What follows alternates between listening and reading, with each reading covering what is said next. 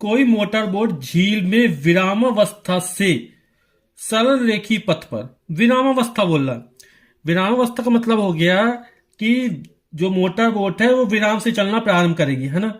यानी उसका जो प्रारंभिक वेग होगा, प्रारंभिक वेग यानी यू, इनिशियल वेलोसिटी, वो कितना होगा, 0 होगा। से सरल रेखी पथ पर 3 मीटर पर सेकंड स्क्वायर के नियत त्वरण से मात्रक समय पहचान हो जाती है कि भौतिक राशि कौन सी है। जो त्वरण है वो हमारा कितना दिया गया है, 3 मीटर पर सेकंड स्क्वायर, नियत त्वरण से 8 सेकंड तक चलती है। जो समय दिया गया है वो हमें 8 सेकंड दिया गया है।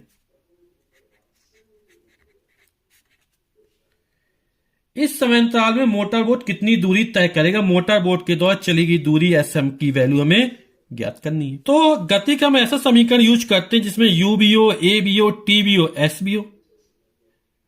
तो बिल्कुल सही पहचाने आप लोग कि यहां पर गति का हम दूसरा समीकरण लगाएंगे, और गति का जो दूसरा समीकरण है वो हमारा है S equal to u t plus half of a t square. सारी वैल्यू पुटअप कर देते हैं।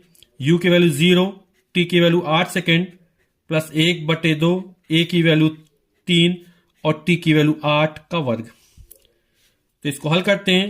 0 में 8 का गुणा करेंगे 0 हो जाएगा हमारा, प्लस ये हो जाएगा हमारा 1/2 गुणा 3, 8 का वर्ग 64, 64 में 2 का भाग जाएगा तो आएगा 32।